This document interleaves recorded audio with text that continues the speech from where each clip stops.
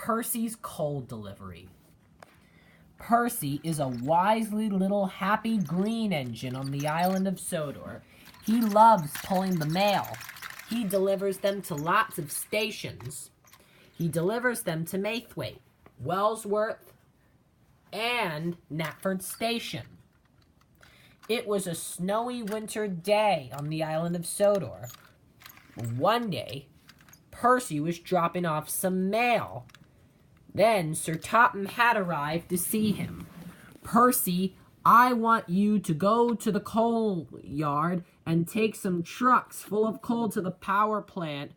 "Yes, sir," said Percy. "I will deliver them as quickly as I can. I will make sure I deliver them on time." "Good," said Sir Topham Hatt. "And remember, chuff very slowly. The tracks are very icy, and if you see any danger, be sure to go another way." "All right, Percy?" "All right," said Percy. "I'll go collect my cars right away." And Percy puffed away to collect his coal cars. "I'm going to take my coal so I can deliver it on time."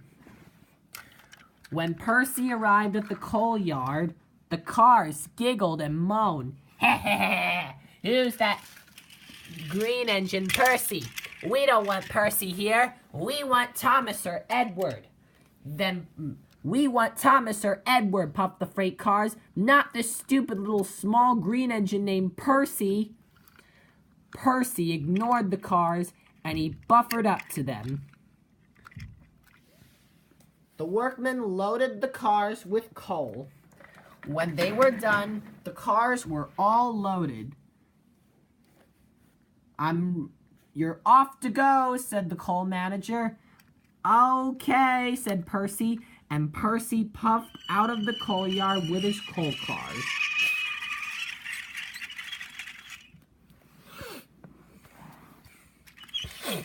Percy puffed through the countryside. "Pulling coal cars is a very nice job," said Percy. When he puffed through the countryside, he was having a lot of fun. He knew he would make it on time.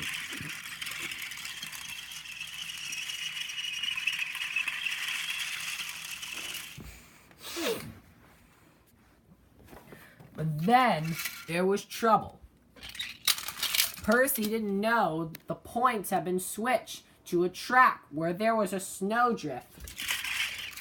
Percy just needed to deliver the cars to the power plant. Percy went into the siding by accident. He went past the level crossing.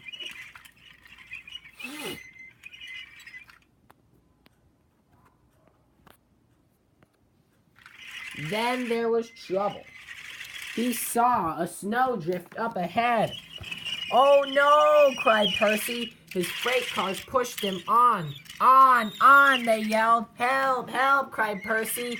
His driver applied the brakes as hard as he could, but it was too late. Percy crashed into the snowdrift. Percy crashed straight into the snowdrift.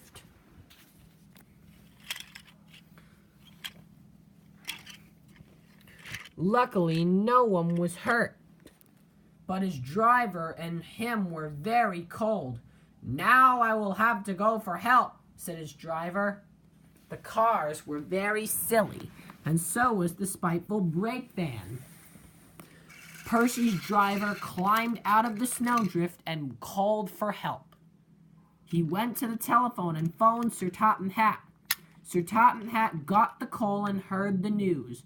"Percy is stuck in a snowdrift. Then Thomas will take the breakdown train and will rescue Percy straight away." Meanwhile, while Thomas was taking some children to the sledding trip, while he was watching them, Sir Topham Hatt came to see him. "Thomas, you must go to the snowdrift and rescue Percy. He's stuck in there. But you can come right back here." "Okay," said Thomas, "I will." So Thomas's driver uncoupled him from Annie and Clarabelle. Thomas puffed away. The children saw him going. "Thomas, where are you going? You can't leave us." "Sorry, children," said Thomas. "I have to go rescue my best friend Percy. He's stuck in a snowdrift."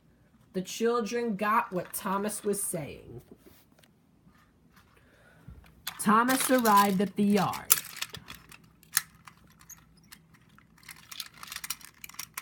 The breakdown train was waiting. The flatbed was there. Thomas buffered up to the breakdown train.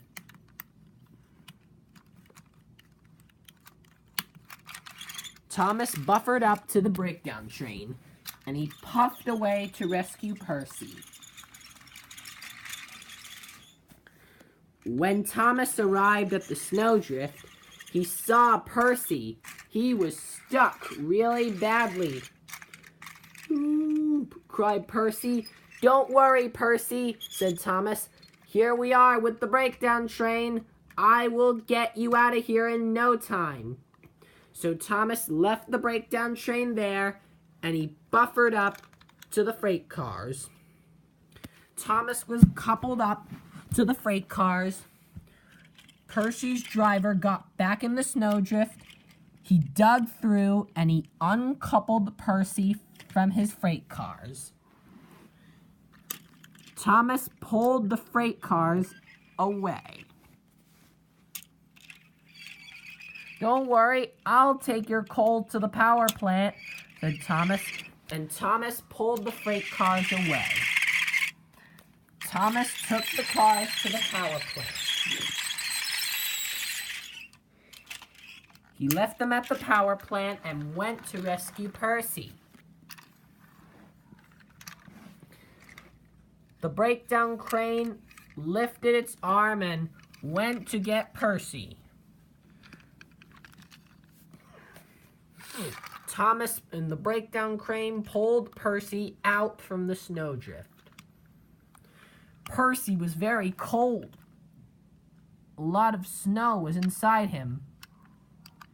But the breakdown train lifted Percy onto the track, onto the flatbed.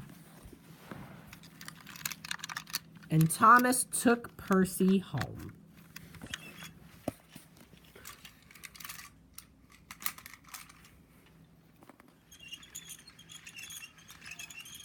Percy knew he was cold, but he knew he would be repaired, and Thomas and Percy puffed slowly home. At last, in no time, Percy was repaired. Thomas and Percy were back home at Tidmouth Sheds. "Well done, Thomas," said Percy. "You saved me." "I did," said Thomas, "and that was very nice of me. We're best friends, and we always will," said Percy. Always.